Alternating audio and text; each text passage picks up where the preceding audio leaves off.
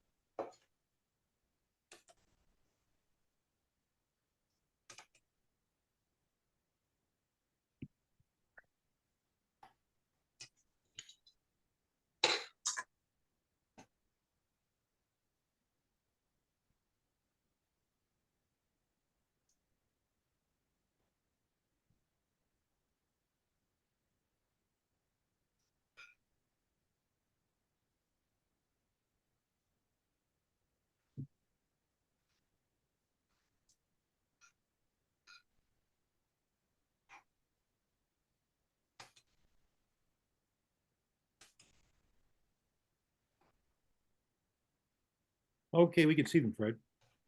Okay, I'll leave it at this right now. That's the topic. I'm hoping we have a discussion of how the news media were important to representative democracies over the last couple of hundred years, and what's happened to them, how they've gone wrong, how they've gone right. I usually when I talk about the media, I have to do the full disclosure thing. I have a history of working not only for newspapers in Vancouver when I was so young I can't remember, but I've worked for the CBC and for CTV, for the Globe and Mail, for the Toronto Star, a whole bunch of other news organizations, but I benefited from being an academic, that I had an independence that all working journalists don't necessarily have. And my media colleagues thought of me as a media critic. But I'm going to present, first of all, the idealistic or the idealized picture of what journalists can do, what they want to do. And they, as it says on the slide, regard news as a public trust. As the fourth estate model evolved, a set of professional values emerged, and they became less partisan. They started out as being quite partisan, but in the 1920s, that began to change because the wire services needed to sell their product to different newspapers, and they with different ideologies and partisan connections. And the gatekeepers emerged saw their role, as I said, to police the boundaries of legitimate discourse. If you were regarded as too extreme, you didn't get in. And this became known as civic function journalism, trying to serve citizens' information needs, but also to engage them and obviously attract them for financial reasons. Sorry about that. I've been waiting. I've been waiting for a little bit, but for whatever reason, I think coming from downtown, they just didn't want me to come in. I'm not really sure. Good. Well, I've just started I hope you remember hearing all this in the past. Of course. So I learned as a journalist and in my journalism program at the University of North Carolina, the principles of verification, of impartiality and balance, and trying to make my stories relevant and engaging in order to help citizens make informed decisions. And this really was what journalists saw as their aspiration from the 1920s to about the 1980s. But things started to happen in the 1980s. Corporate interests began to see that they wanted to reassert themselves. And we saw Media Watch think tanks emerge in the US and then in Canada, which they sought to change the nature of the coverage by making accusations of bias. And there's a good example in the Fraser Institute, which established a Media Watch, which published regular content analysis of newspapers and later on of major broadcast news operations. Some of them were quite useful, but they obviously had in it an ideological bias. At the same time in the 1980s, as first of all in the US, all news channels emerged with the development of cable. And at the same time, the Reagan administration deregulated broadcasting. The cable news operations opened up new opportunities for what I'm calling narrowcasting, where marketers, including political marketers, could target messages to specific demographics, which reduced the capacity of the news organizations to create a common vocabulary and a set of common values.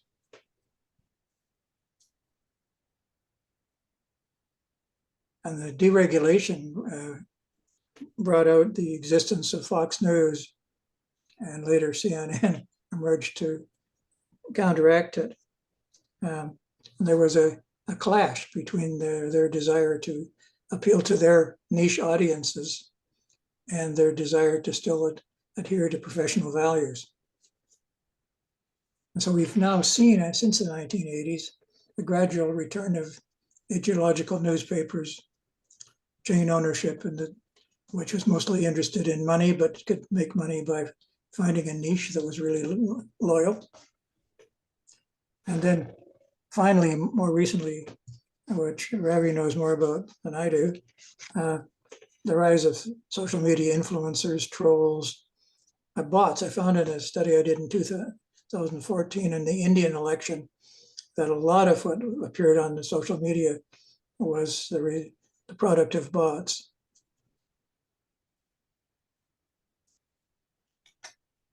And we got alternative news sources as well for good or real. And but the emergence of what, based on the concept of junk science, I've called junk news. Much more news that was deliberately misleading or deceptive. Before the internet, the fringe news operations were small. Their product was mimeographed, frequently handed out at supermarkets, at malls and bus stations and the like, and it was really marginal to the general discourse in society. But they did build on the credibility of as the new emerged after the 1980s. They built on the credibility of actual established news organizations, and they still do that. If you look at what you get online, you will see often references to things that sound like the name of a reputable broadcaster or newspaper. That's but they're not. They're bogus. So we get a lot of things: extremism, sensationalism, the claim of the conspiracy theories, and you can identify them by the use of capital letters and exclamation points, and now the deep fake pictures, which are an increasingly serious problem. The thing is that these sources have been flooding the zone with information that makes it difficult for people to see the more focused product of traditional news organizations.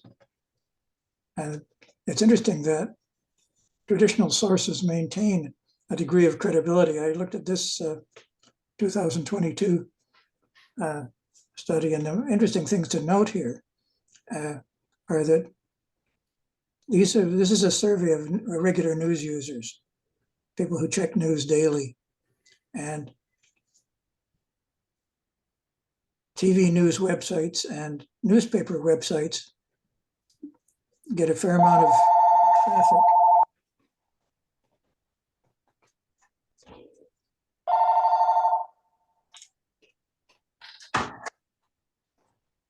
I think that was my friend Likely Scam.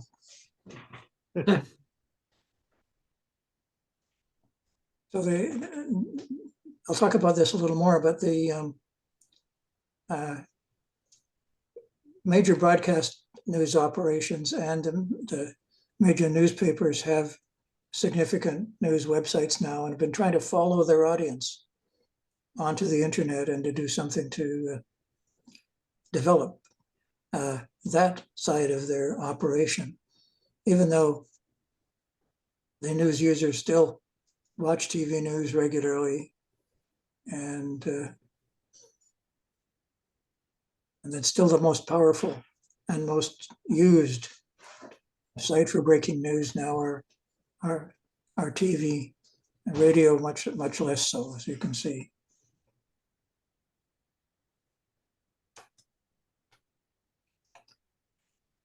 And of course, there has been an attack in the US on legitimate news organizations from the Republican Party and a whole bunch of right-wing think tanks that emerged in the US and as I said, to a lesser extent in Canada. And so we have this fake news, anything that this group disagrees with, they call fake news. They imply that it's false. We can only hope that the stock market actually does go down as a result of the Trumpian tariffs.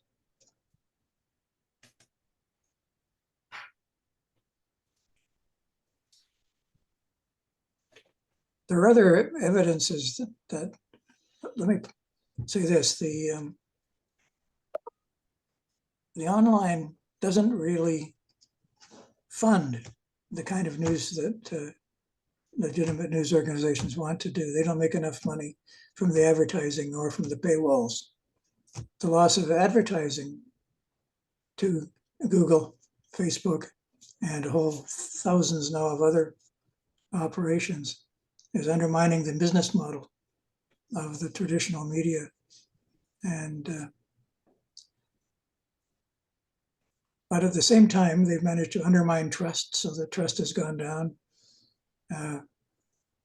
in the last decade. People are more concerned about the independence, business and government influence on the news. And there's been a significant effort led by outfits like the Poynter Institute in the United States and journalism schools in Canada and major news organizations to try to rebuild trust and extend it back to the higher levels. It's not as low as people tend to think, but it's still an issue. They've done this by making their processes more transparent, increasing public service journalism, including inviting their audience to pitch topics for the news. And so you get the stuff where they try to help people deal with corporations and especially airlines lately.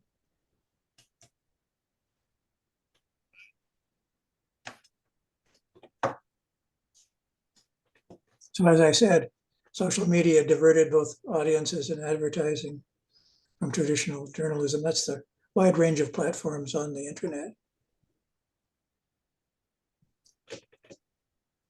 And you worry about fake news and being this system being overwhelmed by a whole variety of non-professional things that flood really of the Forksby news. We need the traditional media, but they don't have to use the platforms they've always used. I've been predicting among many of my predictions that didn't work out that printed newspapers would be dead by now, and yet I still subscribe to two. That makes me very unusual. About 1 in 5 Canadians subscribe to a newspaper. Used to be, in 1950, it was 105% of households received at least one newspaper, and about 20% more than one.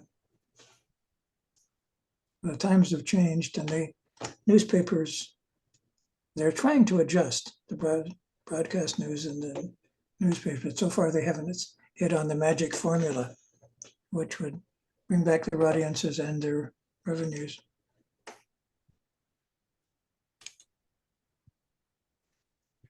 So if we're losing the traditional media, what does it mean? It's increasingly difficult for people to distinguish fact and plausible analysis from falsehoods and conspiracy theories.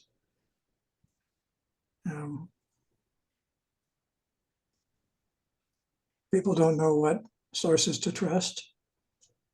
It's partly the result of propaganda attempts to inoculate propagandists against effective criticism by undermining the credibility of the potential critics. And then a lot of people they don't spend a lot of time on thinking about things that academics are paid to think about, and they get into their echo chamber and it's comfortable. They suffer from confirmation bias, and it's a difficult problem for society and for the political process. Academics since about 1980 have been political democratic theorists have been worried about the loss of common understandings, so that if people don't agree on a basic set of facts, they can't debate because they just claim that they know the truth as part of the postmodern social evolution. So if you lose a sense of common purpose, for example, accepting the legitimacy of the existing political system. If an opposition party is willing to wreck the system, there's no constraint. They can use any form of communication that they can think of to challenge the system. And there's a loss of social cohesion as well. That's much more evident in the US than here so far. But you get political polarization and people stuck in their enclaves. I have some friends and some relatives in the US who believe the damnedest things, I can say.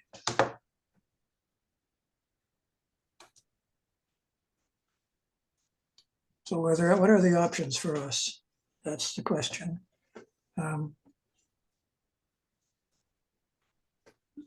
People think that teaching media literacy and critical thinking in the schools might be a magic bullet. Hasn't proved to be so far, but it's also not done very well. And in many places, they don't want it to be done, the political leaders. As I said, the news organization is trying to be more transparent about how they do journalism.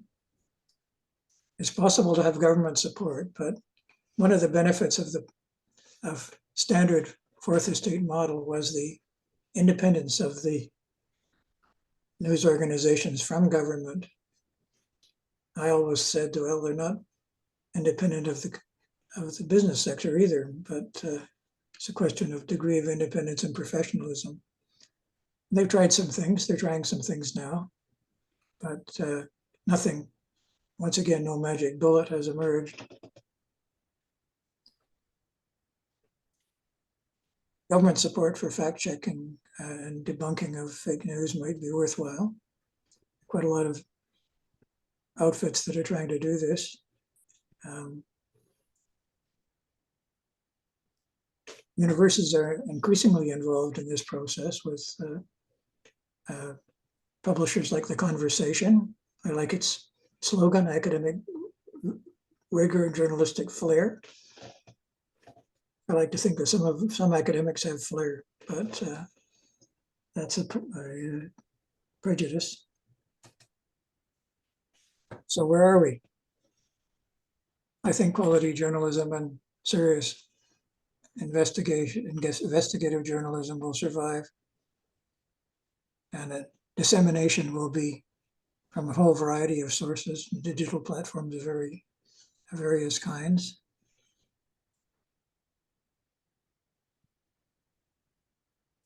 Niche publications increasingly, well, you talk about The Guardian or my favorite Tyee, which is a Vancouver-based news magazine, will survive, but they're funded partly by donations. Even the Associated Press, the American Wear Service, is seeking donations.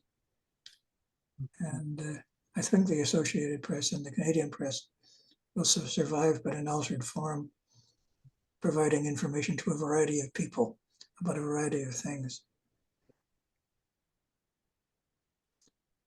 And we're going to get a much wider selection of specialized reporting and commentary, like the stuff you can find on Substack,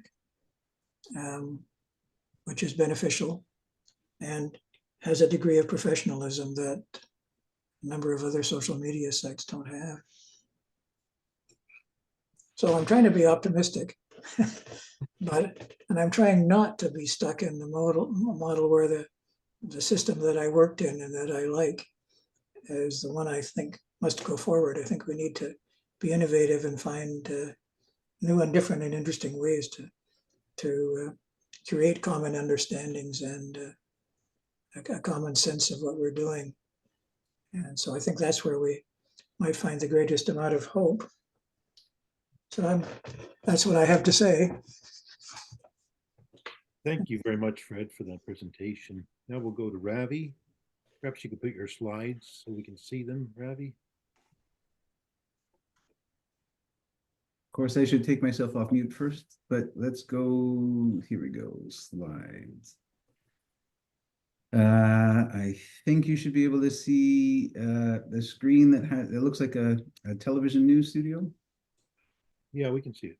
Perfect. Okay, so I thank you for having me. I was appreciative when Fred invited me, and I'm Happy to be here. My name is Ravindra Mobir. As you know, I am an associate professor and chair of the School of Journalism at Toronto Metropolitan University, which is an odd thing for me, considering I have a background in communication, and Fred was an instructor of mine in my undergrad and again during my grad studies. And I'm the first person to ever hold the post that I have without ever having been a practicing journalist. So I get to ask different questions than a lot of my colleagues do. And hopefully I can provide some of that that perspective and experience here, but from the context of the wider question that was at play, which was the demise of mainstream media and the rise of social media. And Fred provided a really significant series of contextual notes that are about the historical orientation about the fields of media in general and deregulation, as well as some of the other connections. But I want to start off with the idea of the mainstream and how the mainstream comes to pass, but in particular as it relates to the overall field or the overall consideration that we have, which is that if we're establishing a demise of the mainstream, we have to imagine that we need to understand what the mainstream means and what the mainstream is. So what I would suggest is the same thing that I normally start off in the beginning of a first year or second year class where we're doing a broader introduction to communication studies. One of the things that I argue is that Canada can only exist in and through intentional acts of communication. And in that regard, what I normally say is that the mainstream is as much a matter of what's wide and what speaks to the most audience as in what creates a particular kind of centrality. And the nature of that centrality is important to this question of the social and social media as it comes up later on. Because if you can imagine these intentional acts of communication, you can look at the history of the railroad. The railroad as an act of communication moves the central principles or provocations of what Canada could be from east to west. And if you look at Indigenous bands across the country, for example, the further west you get, the less likely the communication of European values has pervaded all the way west in the direct way, in the way that you might find, let's say, in the Mi'kmaq flag and move your way forward. But we would argue that you can find central symbology that we have in common, even though, actually, strangely enough, I live in Long Branch in Etobicoke, and there's a beaver in our neighborhood cutting down all the trees that were freshly planted by the city workers. And yet most Canadians have never seen a beaver, but most Canadians will liven up front and so on. But most Canadians will have no problem saying beaver, Canada, yes, that makes sense. Interestingly, over the years, I've had a ton of students be able to say, yeah, well, hockey, synonymous with Canada. And over the years, I've also had a decline of somewhere in the range of 80 to 90% or more of students who say, I have no interest in, I have never participated in hockey. So as audiences decline in some areas and the fastest growing sports are not represented in these things, this notion of the mainstream becomes a really interesting one, because it is, as Fred argued before, necessarily connected to the idea that media come to a place where they organize us around these central principles, these central points of meeting, and they become these social spaces in a way that have shifted or are currently shifting to more fractured or more divisive and often more diverse places, in the sense of even the form as well as the time as well as the organizational principles are different. But I would argue, and centrally to all media and making sense of this notion in general, all media are in one way or another social. So when we talk about social media, we're talking about a technological as well as a sociological shift. So when we think about all media being social, we then have to think about the notion of what is the mainstream when it comes to the notion of media. And in that sense, I usually ask this question, when are the best shows on TV? And mostly what students will say, the best shows on TV, and then they argue around the shows. But they usually can say, well, usually when the most people are home, but they don't necessarily realize that it's a question of how do you define the word best. And in this case, the mainstream and thinking about the decline of the mainstream is a combination of thinking about a decline of shared public space, but also thinking about a decline in the shared aggregation, where most equals best. And when most equals best, it doesn't necessarily mean most as in broadest, it means most as in the largest number. And when we think about things in those terms, we have to really then question the idea of whether a mass audience, which is what you would typically find from the mainstream media, where you have 2 or 3 or 4 players, is equal to a public, where in the idealistic sense, the public is a place where people can come and discuss and develop a will to action. You could argue the social media is probably one of the manifestations, not of a newness that allows for this to happen in a scale that wasn't there, but perhaps mainstream media that aggregated us into these large, concentrated bubbles. Mainstream media was a little bit more antithetical to where we would go towards the will to action piece that may have been there prior to the advent of major aggregation in the late 1700s into the 1800s and so on, where communities started to form, atomistic communities started to form, where larger groups of people who didn't know each other needed media to tell us about us because there was no us to tell. And then when you look at that and you map that into this idea of historically, as Fred noted, the decline in mainstream outlets. I had a recent conversation with the incoming editor-in-chief of the Toronto Star. She was a part of a committee that I was on.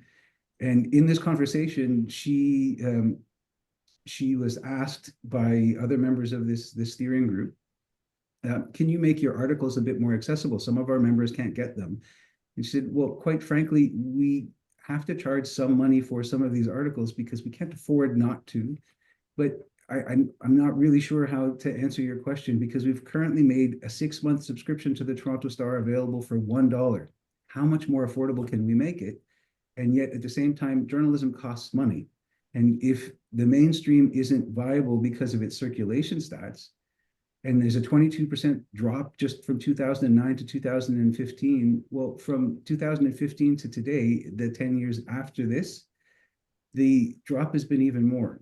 And circulation, as Fred said before, in the 1950s, it was 105%. That's valuable. The other part that's valuable about that is that 105% also maps onto what his name escapes me, Robert Putnam described as the average physical newspaper would get read by 2 or 3 or 4 people. The average article gets shared a bit, but the things beside it, they just aren't the same, because when I share it with you, whatever your algorithm links to, that's what you will see, but you won't necessarily see the full newspaper. So you might see the odd article here or there and shared amongst people, but what happens when the mainstream, or at least the shared conversation, doesn't come around to consider what many people can speak about collectively, rather than consider what everybody's speaking about separately? And some people have argued that the notion of mass media is important to recognize as mass as in lots of people in one place, or mass as in lots of people doing the same kind of separate but same kind of thing. And that's its own space of concern. If everybody's doing the same thing but in their own fractured way, it's very different than they're all doing it in a shared space and together. Ravi, I'm not sure that your slides are being shared. We just see a picture of a forest. Of course, where are we then? But that's very disappointing. Let me go back and try that again. For whatever reason, my stuff. Oh, there we go. It bumped me into the wrong screen. Yes, I thought that might have happened. But my slides were so good. Yes, I know. Let's run through The Toronto Star. Now it should say Toronto Star on the thing. So we're looking at the Toronto Star data and the decline in the data from the Toronto Star from the last number of years, and we're thinking through this significant decline. But certainly in the period intervening that, the physical circulation of the Star has declined even more. And actually, I don't know how many of you, I mean, Fred, you just mentioned that you have a couple of physical newspapers who come to your house. When I was in grad school and I took a course at SFU with Anthony Wilden. Anthony Wilden taught an entire course called Reading the New York Times, because he was teaching it as a chaos and complexity course. And he said, anything you want to know about the world is sometimes going to end up in the Times. And what he would have the students do was buy the Sunday Times, which he didn't really measure by page count. He measured by weight. It was about 10 pounds of newspaper. And now if you look at the idea of the Toronto Star, I saw the physical Toronto Star on my neighbor's house, and I thought it was just a flyer that somebody left. It was so tiny and it felt so insignificant, and yet it was physically much more expensive to have. And and fewer people are engaged with it. And so there are these tensions between trying to hold on to a legacy publication, trying to hold on to a particular kind of audience and a particular kind of culture that attaches to both, and then the reality of what that actually translates to. But taken in that regard, there's also this notion, and hopefully you can see a map right now. There's a notion here that's really kind of important when we think about the mainstream. And this is not necessarily a fact-verified map, but it is a reasonable graphical representation. The red section in this map represents about 50% of the Canadian population. And as you can see, it occupies a very, very small section of the country. The vast majority of our population lives in 6 population centers. And if we think about mainstream, and Fred's lived on the West Coast. He grew up on the West Coast. I lived on Vancouver Island for 13 years after I spent a couple of years as a CLA at York. And on Vancouver Island, one of the first things I discovered was I didn't actually have to live there in my mind. I could live there physically, but everything that happens in a mediated world comes from Toronto. Even the world that mediated the place I was living was filtered through Toronto. And it was a really interesting thing that the mainstream there is Dead Poet Society, everybody walks the same way after a while, rather than thinking about the diversity of possibilities. But then you look at how that maps into what the local market is, the people who occupy that other 95% of the geography. In the local news data map that one of my colleagues, April Lindgren, publishes, she just retired literally a couple of weeks ago. Since 2008, and this is fresh as of February 2025, 529 local outlets across 351 communities in Canada closed. As the economies of news and the economies of media function, we saw this with Bell, 3,000, 4,000, 5,000 layoffs, and then the next day being called in to testify in Parliament because in front of a parliamentary committee because there were no fact checkers left to make sure that what people were presenting was done properly. It was an honest mistake that occurred, but it was an honest mistake that demonstrated ability this shrinking. But what we find is that the growth for mainstream is not mainstream in the sense of let's get more big things, but the growth, and one of the only sectors that's got any sort of marginal growth is not in the large, but in the small. And in the small, where we see closures left, right, and center, we see entire communities losing access to the ability to talk about themselves to themselves and to be able to live together as citizens. And instead, we see some growth, that there are a number of things starting up, but then realizing that there's such a difficult competition market, there's an impossible viability to get advertising revenue, or perhaps move into an entirely different space where the notion of having to dabble in, which is relatively new in the Canadian media spectrum, dabble in the relationships with philanthropy rather than with viewership and audience-ship.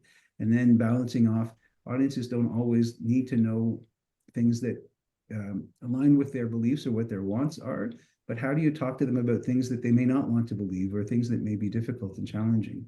So you have these new models, and these new models start up and they're ambitious and they want to start up. Then you also have students who are sitting in my classrooms right now, and at a different point in time, you might have found 75 to 90% of them expected or wanted to be in a large scale operation and or to be a working journalist or in the media sector. Now that could be in a given year anywhere from 20 to 30% who want to be a full-time journalist, and the rest who want to be in some other sort of adjacent space. And they recognize that there's a difficulty in being here, but they want to start up their own. Those who are in these spaces want to start up their own new ventures, to think about different ways where you can deal with the fact that mainstream media aren't really dead, but the economics just don't work.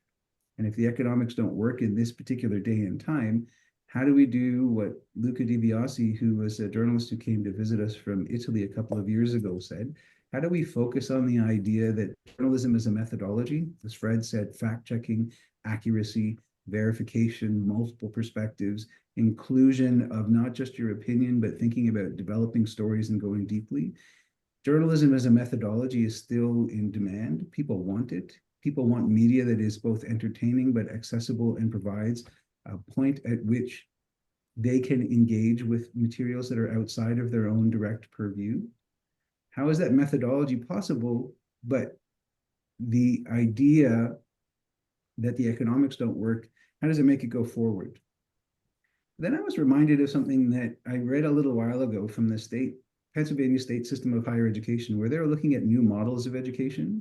One of the things that I am regularly coming up against is this idea of this is sort of a golden age thinking. This was the best time when things worked best.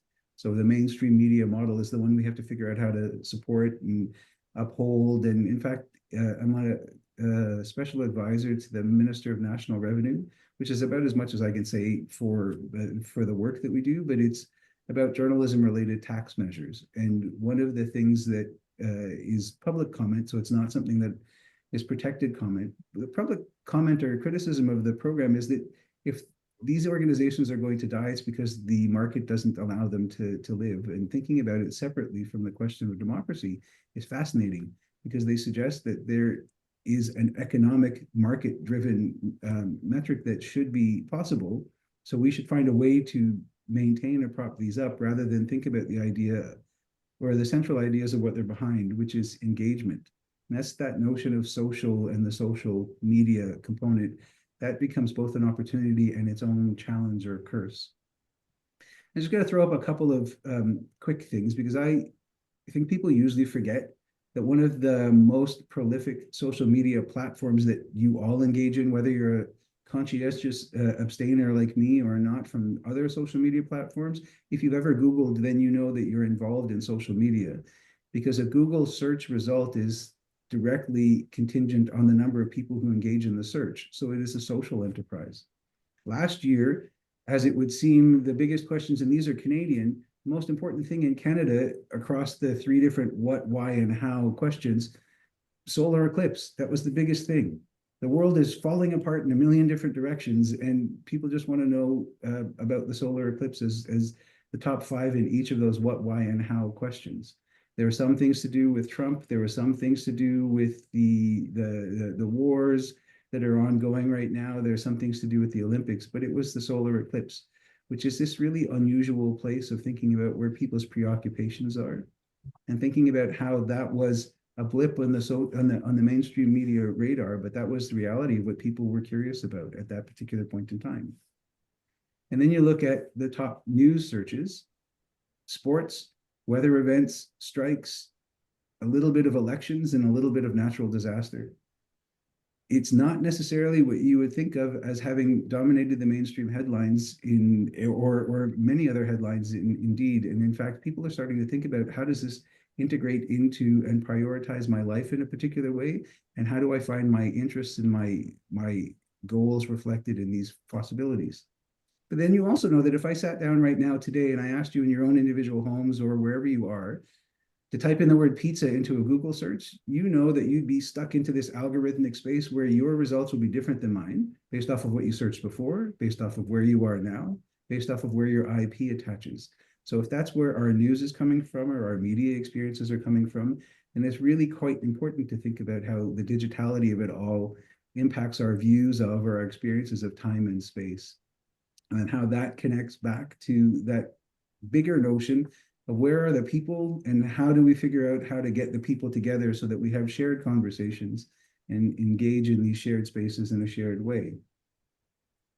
Looking back to about 2004, however, a gentleman by the name, I think his name is Chris Anderson, who was the editor-in-chief of Wired magazine, and this is not a new phenomenon, but it was about the idea that you could think of as the distinction between Costco and Amazon. Costco is 3,000 or so items as opposed to 1 million different items. And those 3,000 or so items are sold in large quantities, and so that's their business model. But the vast majority of the business model in the social media space, or the vast majority of the business model or any other kind of media models these days, are about, how do I find the people in this long tail of everybody has their own little thing that they want to be in. And over that time of finding that little thing that they want to be in, they share it with, and the hashtag, they aggregate other people so that they can develop a degree of notoriety or possibility to be significant in a particular kind of space. And when you look at that significance, you think about them as the 21st century opinion leaders who are influential in one way or another. And when you think about influence, then that growth of influencers ties directly into what The data shows from the Oxford and Reuters Institute Digital News Report, the most recent one in May of last year, indicated that a vast majority of people around the world in various locations go to social media as a point of access, and often they're confused by the volume of information, and they require influencers to help them address where should they be looking, what should they be looking at, and how should they make sense of things. In turn, what the influencers do is they figured out an economy that works, smaller scale, less work, but they aggregate. They don't necessarily generate information. They don't have bureaus going out and doing the quick overview, the deeper look, and the further investigation. They accumulate. So over time, they accumulate an audience, they accumulate likes, they accumulate followers, they accumulate content, they develop accolades, and they turn those into financialization.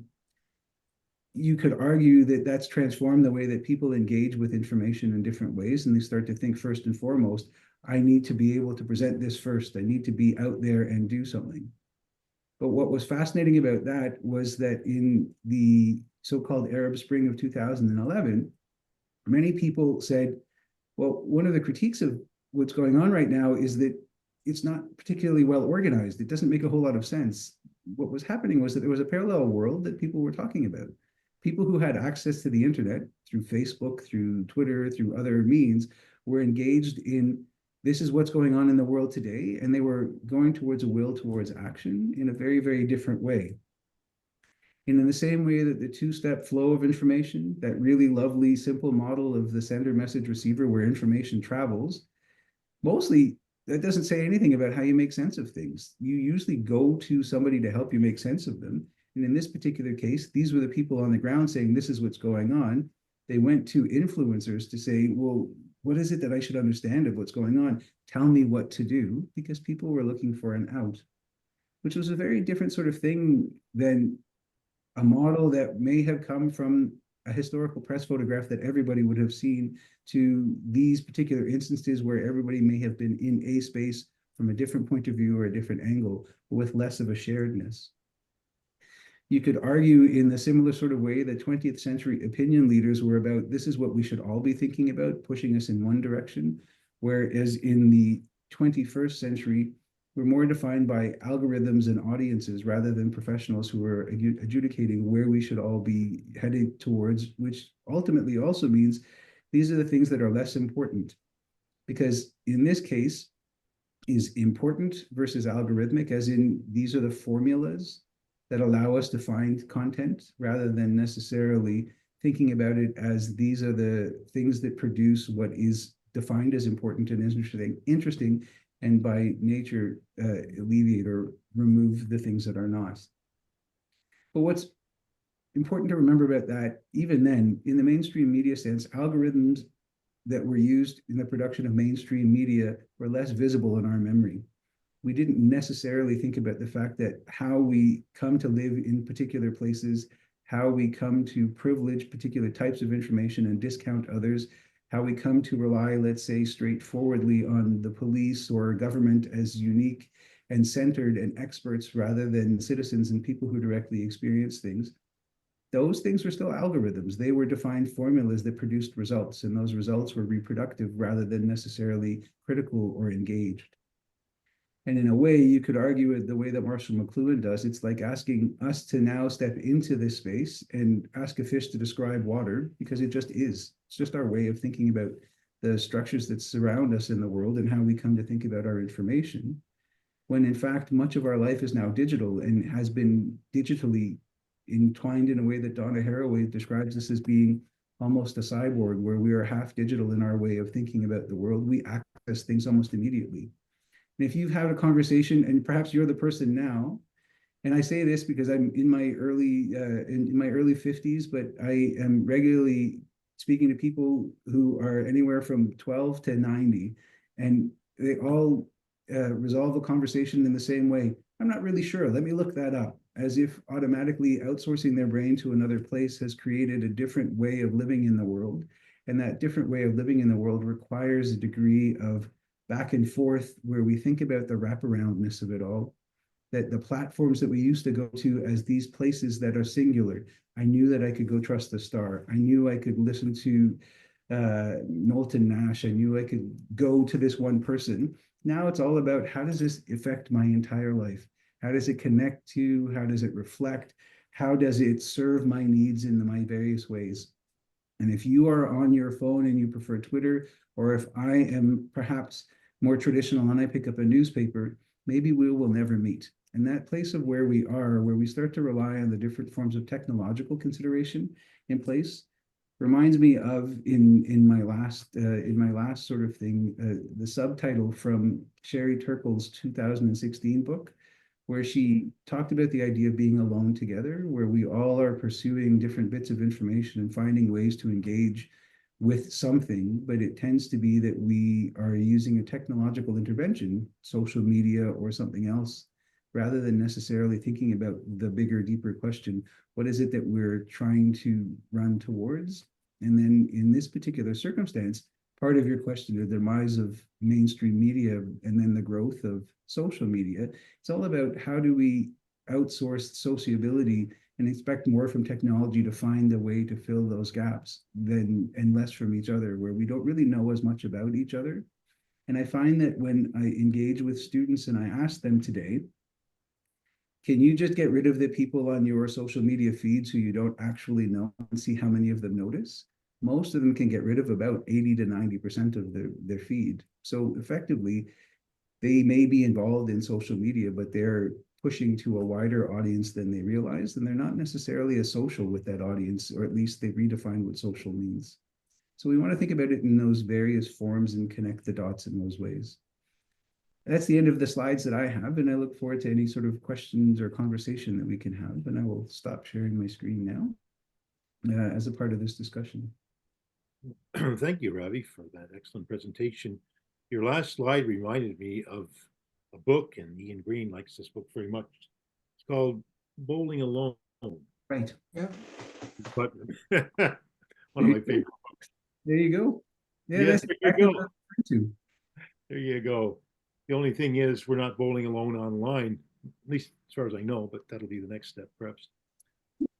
Do we have any questions from our audience? If we do, just indicate on the reaction icon at the bottom of your screen. On you.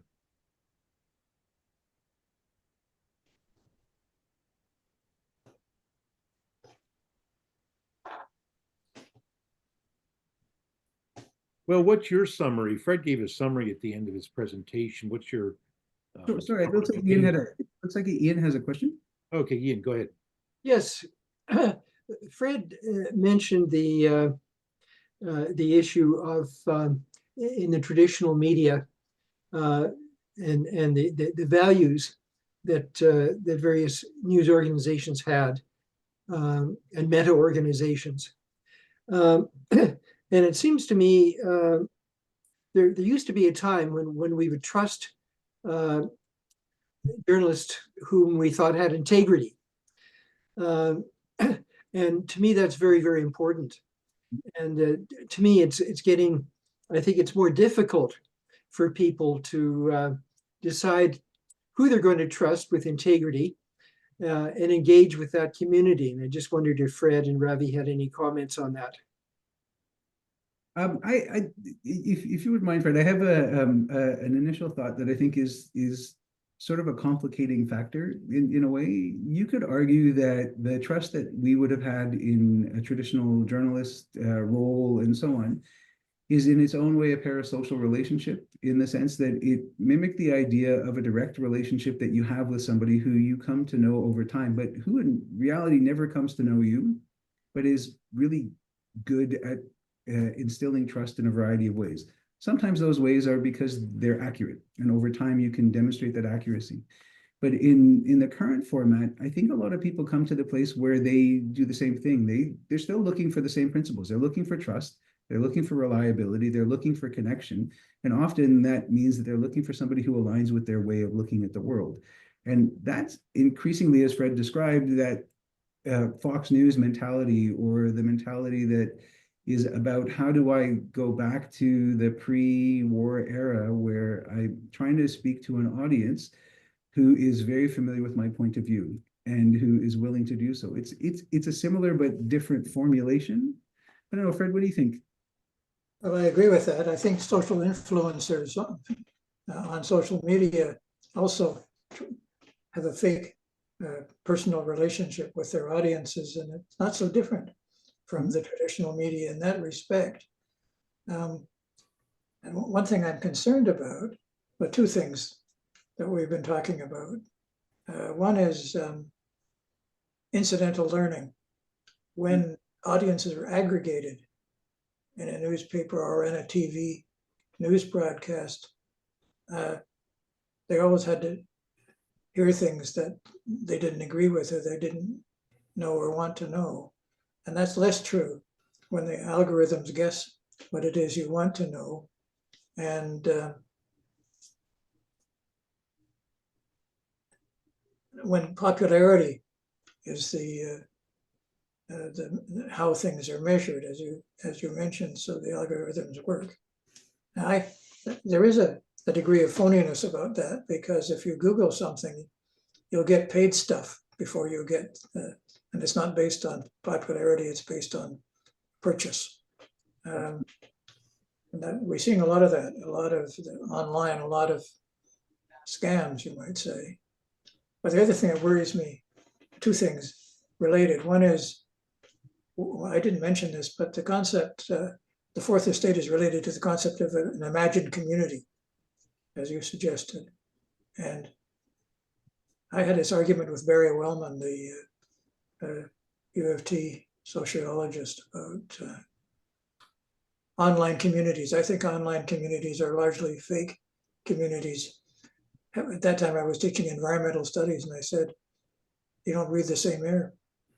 You don't eat the same food. So you're not a community in that sense. You're a community of ideas only. The second thing was something that's been worrying me for a long time. If we measure quality, if we say quality equals popularity, it sort of undermines the whole purpose of the university and advanced education and science. But it's the postmodern thing, and it's worrying. I had an argument with Trina McQueen when she was the director of news at the CBC. The Meech Lake Accord was being debated, and they did a week on the Meech Lake Accord with various people talking about it. And she said, well, we did it. We thought we had to, but nobody watched it. So I got the ratings, and 300,000 people watched it. Half the audience that they usually had for that time slot. And I figured I'd been going around explaining the Meech Lake Accord to Rotary clubs and high school classes. I spent a month doing that, and I got to about 150 people. CBC got to 300,000 and said it was nothing. That's true. Well, and I think you also touched upon something, and this kind of connects with you, Ian. It's the notion of trust is usually I'm going to go to the person who tells me the kinds of things I want to hear and tells them to me in a way that I find trustworthy. I think one of the things that you mentioned, Fred, that also struck me, and in fact, it struck me with your notation of Substacks as well. And in the broadest sense, I noticed this. I mean, I guess one day I just woke up and I didn't realize that I missed it, but it went from even the broad distribution of an email listserv where random things would just pop up in front of you, and you would have people from different parts of the world or different parts of your academic community who would send just an odd question, or before everything became promotional only. And then you moved into this lack of serendipity where you didn't see those things unless you were in these specialized spaces.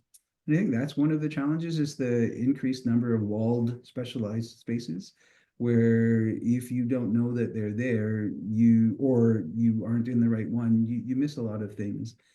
But equally, I have found, and we didn't talk about the Digital News Act or the recent Facebook banning of news from Canadian sites and what have you. What Facebook identified through their own research, and I think Angus Reid did some research as well, what they said was, see, it doesn't really matter. News is not important because we didn't lose any participation rate. So our participation rate stayed even as soon as when we took news off. What they forgot was people integrated Facebook into their lives in a range of different ways. And so it wasn't just news, it just happened to be that that was a consequence. People also found a ton of workarounds. They would take screenshots, they would encapsulate things, and sometimes they became more active with the news sites that they went to directly. And then they became more redistributors than anything else. So it was a different kind of workaround system. And the people who were active were very active, and the people who were disinterested, they went into this new sort of space. And we had a talk last week by a journalist from the Philippines who was describing the fact that Facebook was using their organization as in a paid capacity. They were consultant fact checkers for the Philippines and that region. And Facebook has just closed off fact checking as a requirement because they don't really think of themselves as an information site at all. And they don't even think of themselves as a social site. They just think of themselves as a good place to gather a lot of people. And their new strategy is based on what they call the bottom billion strategy, as in who's left to exploit who we haven't exploited yet. And they can't quite figure out what they need to do to get them on, but their goal is, well, we've tapped out the 6.5 billion people, we just have 1 billion left to go. And I find that a remarkable challenge because they're looking at it in a very different kind of way. They don't have a public service orientation. They don't have an orientation towards the sharing of verified information. And in fact, they have a very limited accountability to anybody who is a participant in their platform, so much as somebody who's an investor in it. It's true that the platforms now have abandoned moderation and fact checking, or diminished it if they haven't abandoned it. Good, not just Facebook. I use Facebook still, but never used it for news. I use it to, well, it's news in a way.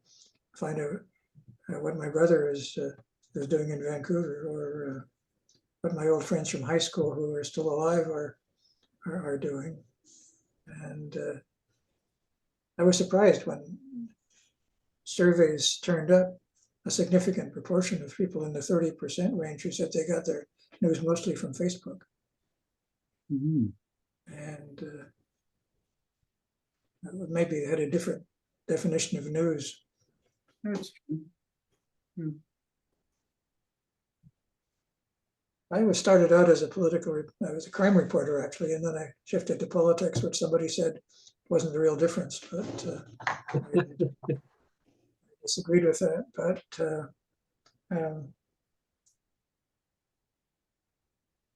journalism was a process, and that process can continue, but it needs to find a way to disseminate its product and to make it financially viable. And that's what's been concerning me.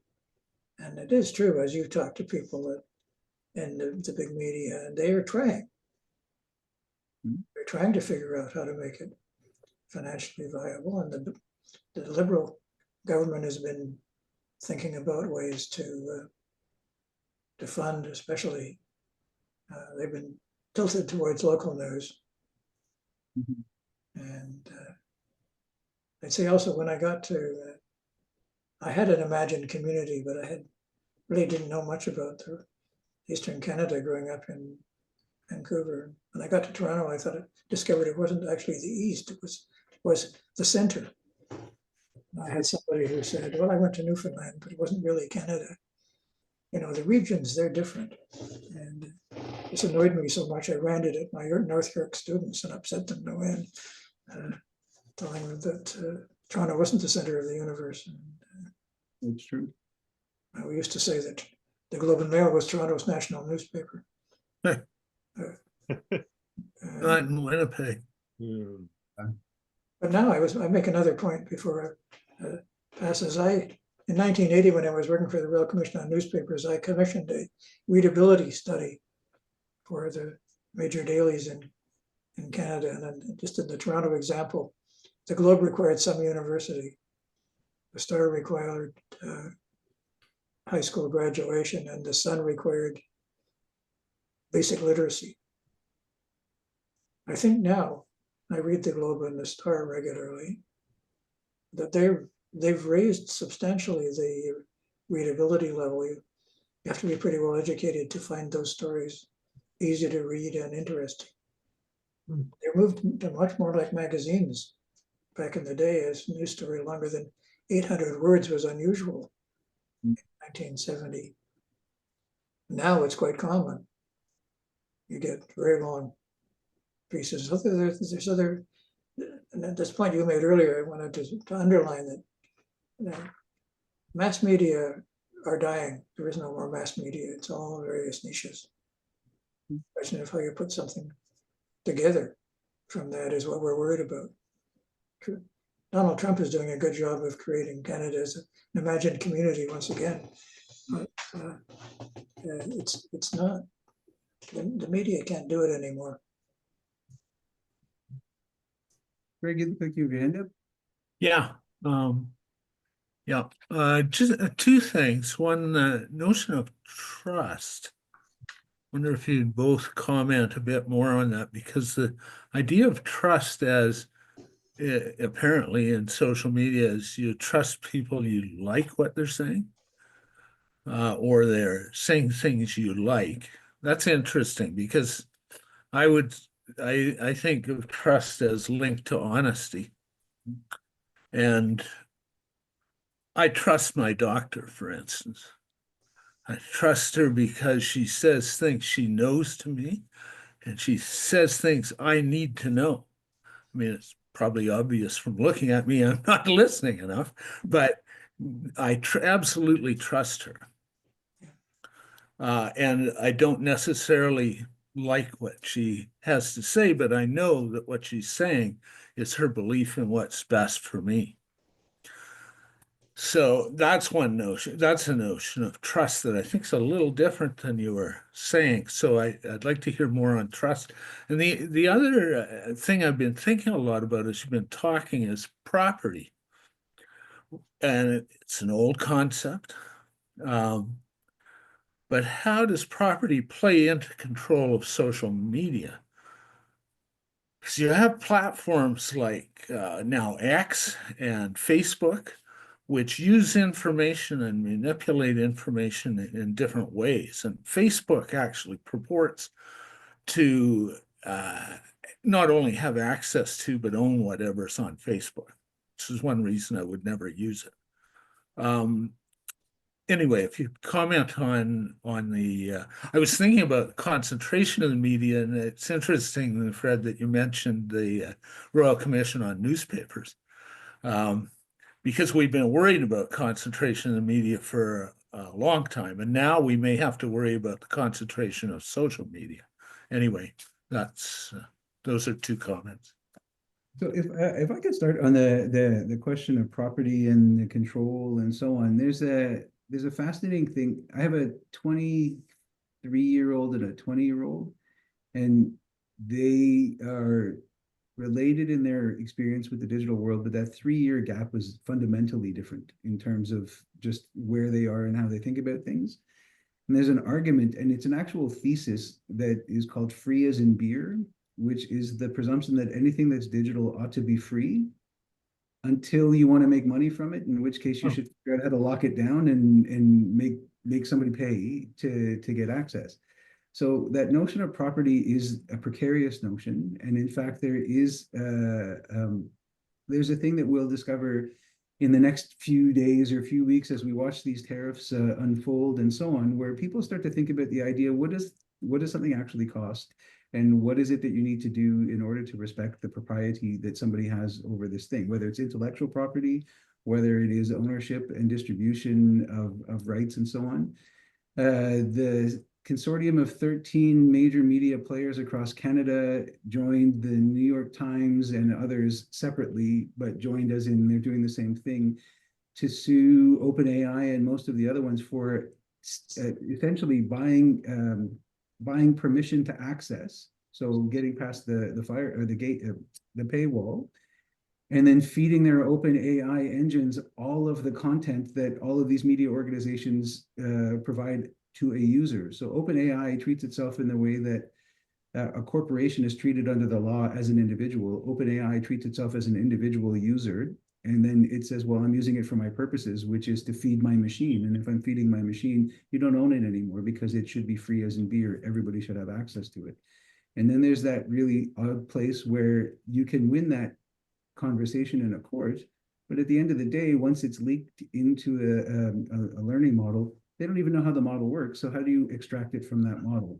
And it becomes deeply articulated in the connected sense that it can't be disarticulated or disambiguated, being separate. And yet there is a place at which we know that making a living from property in that regard is always relational. It's all about how much that property is worth to somebody else in my related environment.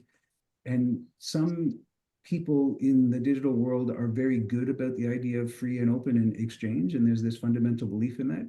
But many of those people also have day jobs where they can support themselves. And the people who are more artisanal in that space are struggling to see, how can I do that? And that's why a lot of media related workers or people leaning in that direction are saying, I don't know that I can make a living in this anymore. And you're going to start to see either a flattening or at least a dampening of interest in what comes out after a while, because people can't see how it's possible to make a living in those spaces. So that property question is a big question in lots of different ways. It's about who has the authority, the right, the belief system, but how do you actually use property as a way to engage in your navigation of the world as a result of whatever kind of exchange value it has? But maybe, Fred, maybe you have something there, and then we can think about the notion of trust. Well, I'll talk about trust first. One of the problems with using the concept of trust is that the data are survey data, and they don't define trust very well in the survey questions necessarily. They just ask people whether they feel it. So people define it in their own ways, which is always a problem for interpreting survey data. But I think we come back to identification with the source, the feeling of comfort with the source. I've never been able to get my head around it very easily, because when I read back in the day anyway, when I read the Globe or the Star, I usually knew the authors. That was my work, and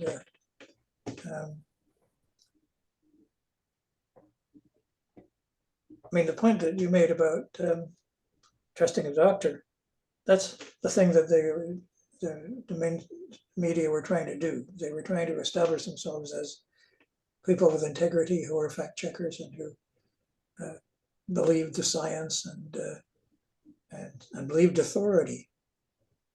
And even journalists have stopped believing authority as much as they used to. When I was a crime reporter, we believed what the police told us. We usually didn't say the police said, we usually just said what happened according to the incident report. It was something we shouldn't have done, but it was the common practice. And so the erosion of authority, explained by kind of the postmodern turn, is part of the loss of trust. And not just the media, but in general in society. The Edelman Trust measure, which is now I got 25 years, I think, background, shows decline in the trust of all kinds of things, journalists, business people, Sure.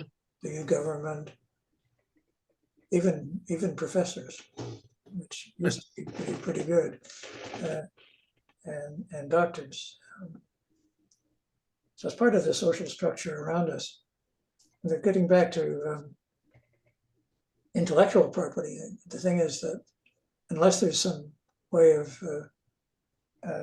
monetizing the creation of content, it can't be created. And what the journalism that we see now, when the Star dropped its I guess they have about a third of the reporters they had even 10 years ago. And they do a lot of expensive investigative journalism, which they couldn't do if they weren't able to survive as a financial enterprise. That's really the thing that would be missed the most. I was talking about, we haven't mentioned that. I passed over it, focusing on the creation of a sense of commonality that makes it possible for the society to function. And I didn't talk about accountability, which investigative journalism is all about. Accountability, about looking at where things have been done unfairly or illegally or morally reprehensibly, and making that information available in the hope that something will happen. That's what, I mean, that's why I got into journalism, was to try to make the world a better place. And I discovered it wasn't working. So I thought maybe I could do more in a university. So, Greg, one thing that you said I think is really important. It's with the question of trust that is that I'm struggling with in terms of how to have conversations with people who don't want to hear, as you said, some of the things that you need to say, but they respect that you are doing so for a particular reason and righteous purpose and so on. I find, and again, this is anecdotal, but I find that there is an increased frustration with the inability to have a conversation with somebody who is not like-minded. And I think that that like-mindedness is also sort of attached to that same idea of which paper did you pick, the Sun, the Star, or the Globe before? Who's going to speak in the way that is both readable to me, but also aligned with my way of viewing the world? That's part of that question of trust. And even if it seems as though they may be telling you something differently, then you might want to know they're probably talking about the things you're interested in. But I find with students, they are increasingly of the this person thinks this or did that one thing and they're dead to me category now. And I find that really, really challenging, because there isn't a place for either honest dissent or honest disagreement. And at the same time, there is the, well, we can agree to disagree lack of an answer, which doesn't mean that you have to come to consensus, but it does mean that there is a stifling of those conversations. Actually, I use this example quite a bit. The Association for Internet Researchers, they did some legitimate research on whether cats or dogs were more important for the internet. And it's cats, but the reason that both questions are important is because the overarching question is, what is it that people can agree on in a casual way? Because liking things is much harder than being able to say, we don't want to talk to anybody around us. We're intolerant to others. That lack of ability to tolerate difference is not as visible when there seems to be so much more of a focus on difference, but it's who is able to have a conversation about something that you may disagree on. There's no disagreement anymore. It's always agreement or you're dead to me. And I find that really, really challenging. And it's challenging in an environment where you can say with confidence, I am telling you something you don't want to hear, you might not like to hear, and you can use as you wish, but it's necessary for at least you to get some exposure to it. And seeing that just be a shutting down of any possibility. So that question of trust is also trust in who's going to be able to tell you something that you feel safe hearing, or you feel safe saying that they're telling me this out of either a good place or a kind place, but not necessarily because we have to agree. I think that's a bigger sort of law. People don't believe doctors either. So I think that's also part of the deal too. People don't believe doctors because doctors have historically said, and in fact, this part of medical education training, we have a new med school opening up, and part of medical education training is how do you listen to a patient's story, because you know they're lying to you. You just have to figure out which part is the bigger part of the lie so that you can tell them what they need to know that they didn't want to tell you. That's the cut out red meat as opposed to cut it down, because cut it out turns into cut it down. So you have to lie to them because they've lied to you. Oh no, I don't do any of that. You do all of it. So which part is it you're not telling me that's causing this problem that you're having? And so it's a back and forth. So we all hear things according to what we would hope to hear. I prefer to believe that a glass of red wine occasionally is good for me rather than it isn't. But you get both signs being reported, and so I choose the one I prefer.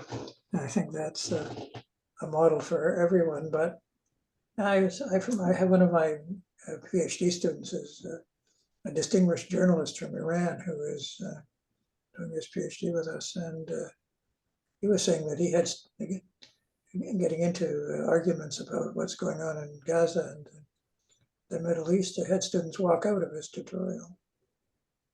I never experienced that.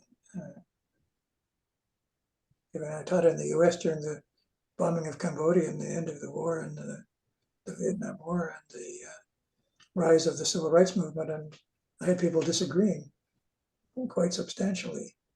The University of Washington was near Fort Lewis. I had vets who had returned from Vietnam and students who were opposed to the war. And we managed to get along. We managed to have a discussion. But I'm surprised that students would walk out of a tutorial.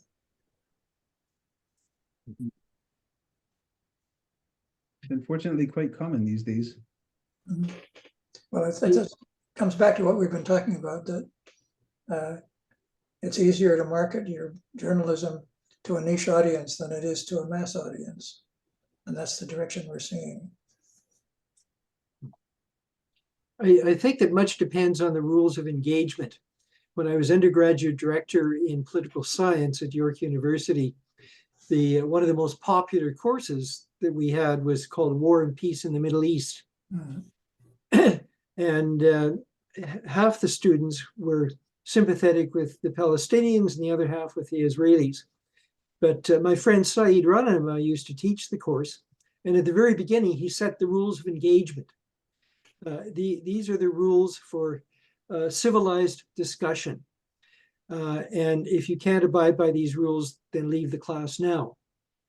And this class led to a McLaughlin College club called Shalom Salam, which existed for many years to try to promote dialogue. But Saeed was particularly good at enforcing the rules of engagement. So I think that's a factor we need to think of.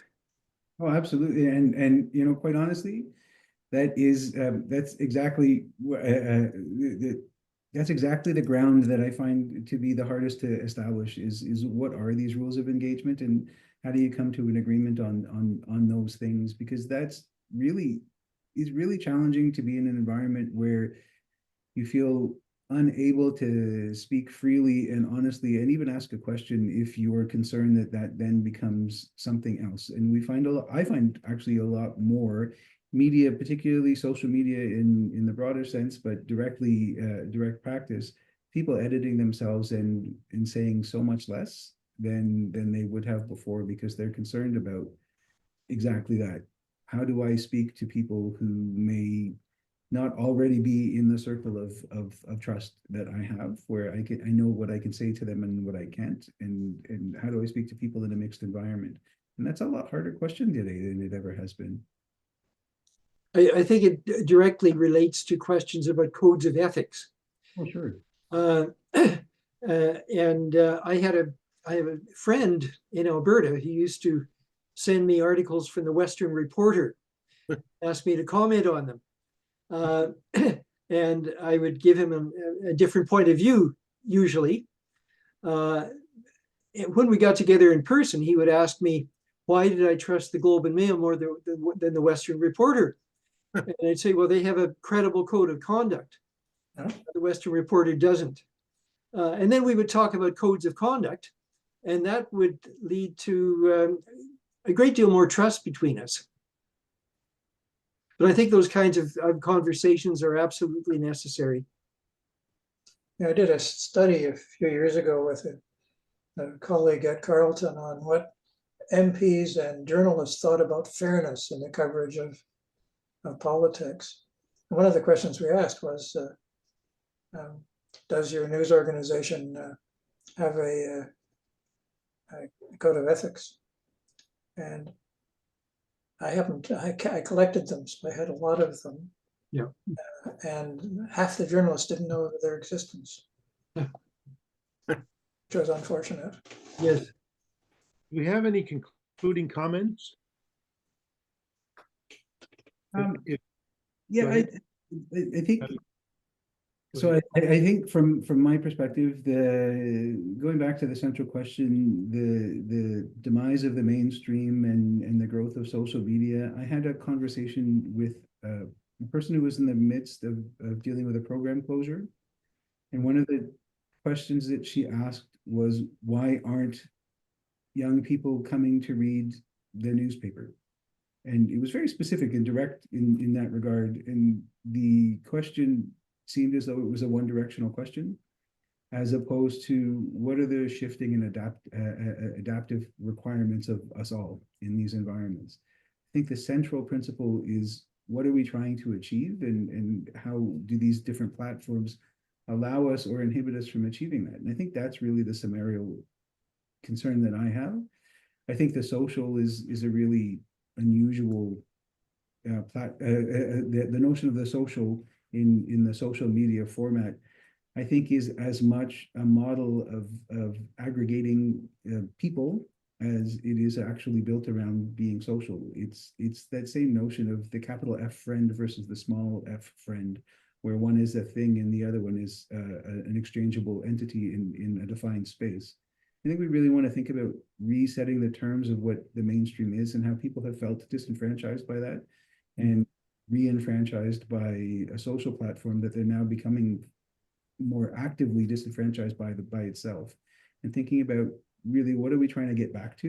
I mean, I think the shared experience, the shared considerations, not necessarily shared values that everybody thinks the same, which tended to be one of the encouragements before. How does everybody get to be in line? We're not looking for people to be in line so much as having a conversation about things that are broadly valid and at the same time possible to have, as you said, Ian, with terms of agreement that we can engage in these conversations, and we should, or else we'll just keep spinning our heels and going in opposite directions without achieving much.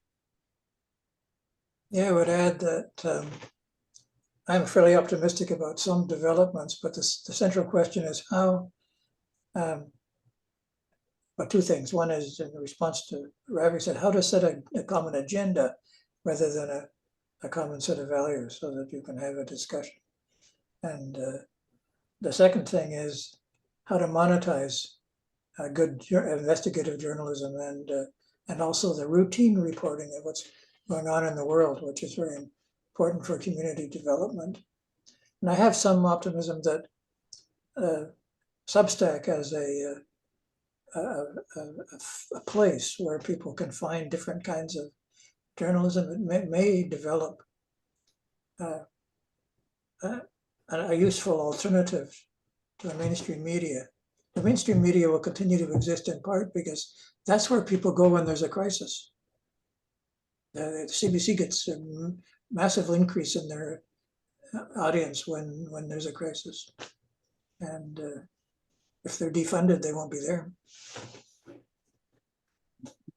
Interesting. Well, I think our time is up. I hope we can agree about that.